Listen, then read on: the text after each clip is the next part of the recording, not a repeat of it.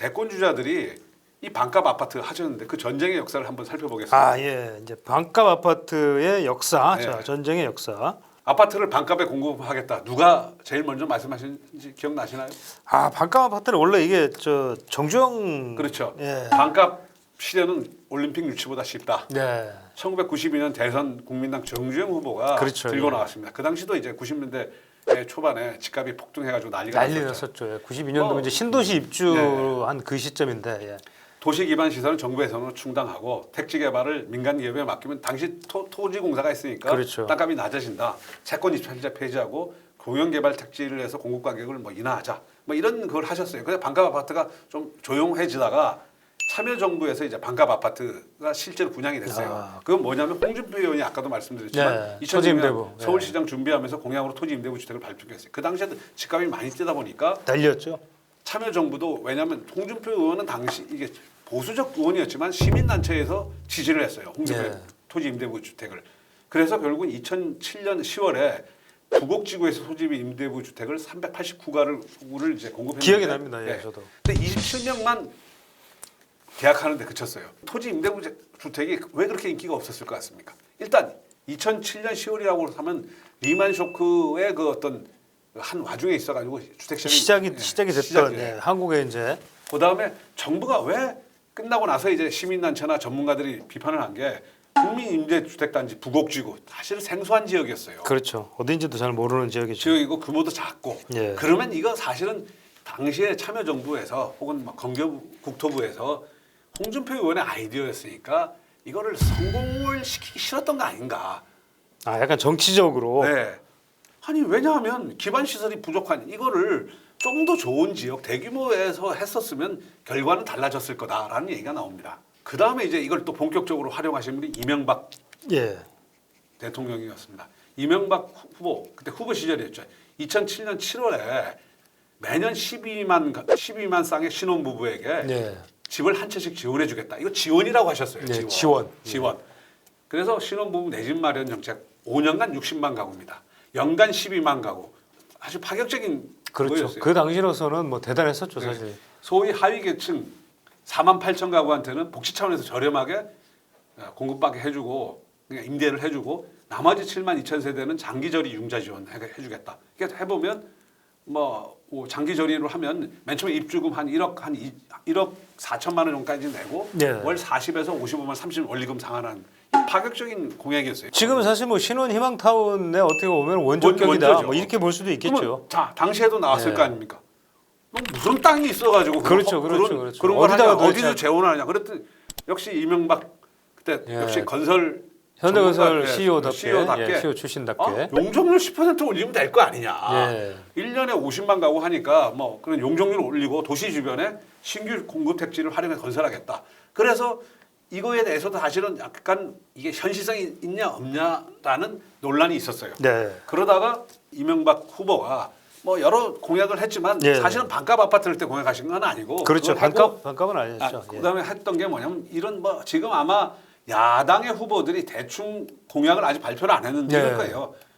뭐 보유세 증가에 맞춰 세율을 인하하겠다. 꼭 지금 왜 정부하고는 거꾸로 하는 거꾸로 거죠. 가는 거죠. 예. 장기 보유 1세대 네. 1주택자에 대해서 종합 네.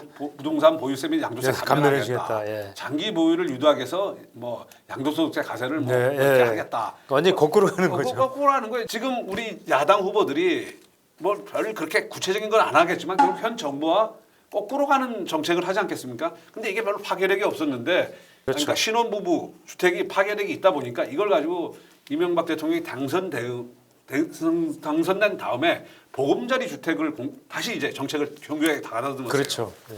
그 전에 집 없는 신혼부부한테 연간 12만 가구 그렇죠. 12만 가구씩 네. 임기 내 뭐 60만 가구를 공급하겠다. 그런데 이제는 결혼을 안 한 사람도 강남의 반값 아파트 살 수 있게 해주겠다. 예.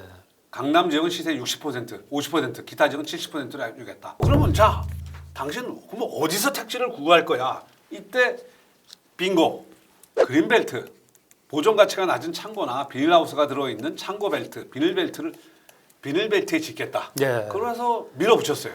후보 때는 사실은 정교한 정책 발표하기 어렵거든요. 그렇죠. 그런 뭐 자료도 없고 디테일한 그렇죠. 그런데 예. 역시 대통령이 된 다음에는 뭐 정교했어요. 주택시장 안정과 서민주거 복지 강화하겠다. 친환경 개발을 하겠다.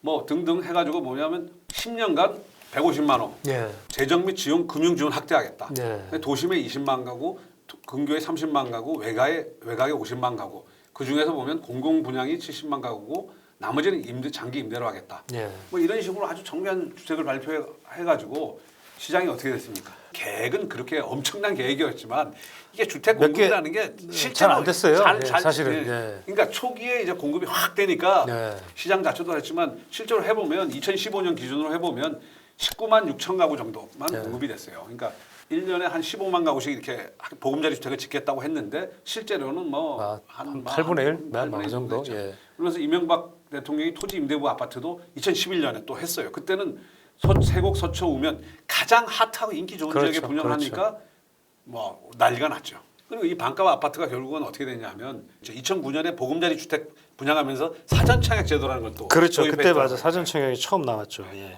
근데 한나라당에서 처음은 아니죠. 예. 그 판교 네, 때도 판교도 사실 있었으니까. 예, 이제.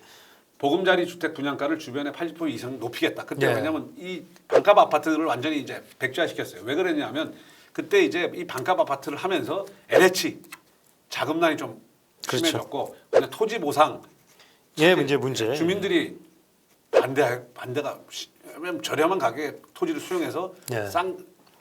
하는 거니까요. 주변 시세보다 대폭 싼 값에 보금자리 주택을 이제 분양하다 보니까 이거 로또 아파트에 되면은 뭐 그렇죠. 두 배, 로또다. 네. 예, 맞아요. 그때 처음으로 로또 아파트라는 게 나왔죠. 그러다 보니까 뭐냐면 로또에 당첨되기 위해 사람들이 집을 안 사요. 예. 그러니까 대기 수요가 늘어났어요. 대기 수요가 는다는 건 뭡니까? 결국은 전세 가격이 올랐어요. 그렇죠. 매매 가격이 오르면 전세가 좀 떨어지고 전세가 오르면 뭐 매매가 떨어지고 이런 있는데 지금 정부는 전세도 오르고 매매도 오르는 아주 이상한 현상이 나타나고 있지만 어쨌든 그래서 사실은 이제 건설업계를 중심으로 이거 너무 쇼크가 그렇죠. 크다. 그렇죠. 그래서 그때 이제 보금자리 주택 없애달라고 난리였었죠. 아주. 그래서 좋은 입지 토지 고갈 역시 뭐냐면 수도권에 그린벨트 중에 좋은 데는 다 이제 활용해 버리니까 네. 그다음 민간 미분양 주택 급증, 대기 수요 전세값 상승. 김원동 경실련 부동산 건설 개혁본부장 이 SH공사 뭐 사장이 유력하다고 하는데 윤석열 후보도 만나서 이제 어떤 부동산의 멘토 역할을 하시는 분인데 이 양반은 그때서부터 지금까지 계속 이명박의 보금자리 주택이 부동산 잡았다 예. 이런 주장을 하고 있어요. 경향신문의 교육평론가 이범시가 썼더라고. 사실은 지금 예.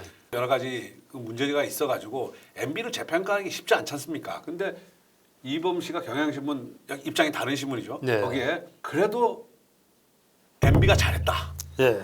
이 반값 아파트 분양해가지고 아파트 공급량은 오히려 당시에 MB 있을 때 그렇게 늘어난 건 아니다.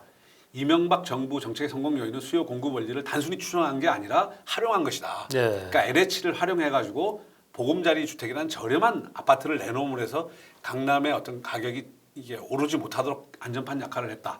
근데 이재명 지사가 발표한 기본주택 정책에 분양형하고 임대형 두 가지가 있는데 임대형만 고집하지 말고 분양형도 분양형을 해라. 지금 같은 부동산 비상시국에서는 무엇보다 분양형이 필요하다. 심리적 안정감을 위해서. 기본주택 성패는 이명박 정부를 얼마나 벤치마킹하느냐에 따라서 좌우될 것이다. 지금도 사실은 반값인 데가 많아요. 예. 무주택자 20만 명 몰렸다. 이게 강남에 지금 최근에 이제 그렇죠. 하는데 15억 로또라고 합니다. 뭐냐면 예. 분양가가 15억쯤 되는데 거래가가 최소 30억이에요. 그러니까 분양이 문제는 뭐냐면 이 아파트인데 개포동 분양가 상한제로 이미 시세의 7, 80% 강남 그렇죠. 같은 경우는 50% 공급되고 있습니다. 문제는 뭐냐? 분양가 상한제로 공급할 수 있는 공급 부족. 그러다 보니까 로또가 된 거죠. 그다음에 청약 가점제 하지 않습니까? 그러다 보니까 세대 간 불균형, 청년층하고 신혼부부 특공. 그다음에 그러다 보니까 나한테 이 분양받을 가능성이 너무 적다 보니까 패닉 바잉 벌어지고 있지 않습니까? 반값 아파트라는 게 어떻게 보면 물량을 충분히 공급할 수 있으면 굳이 뭐 반값이 아니더라도 80%나 70%나 저렴하고 하면은 이런 게 그런 패닉 바잉을 없앨 수 있는 거 아닙니까? 그러니까 택지 확보. 그 택지 확보를 어떻게 할 거냐? 신도시를 추가로 공급할 거냐? 아니면 용적률을 조정할 거냐? 그다음에 합리적 우선순위, 채권 입찰제를 할 거냐? 재원 마련. 뭐 이런 여러 가지 구체 안들이 있으면 우리가 꼭 반값은 아니라도 심리를 안정시킬 수 있는 그런 제도가 가능한 거 아닌가 하는 생각이 듭니다. 꼭 이제 이게 뭐 저렴한 아파트라고 자꾸 얘기를 하는데 네.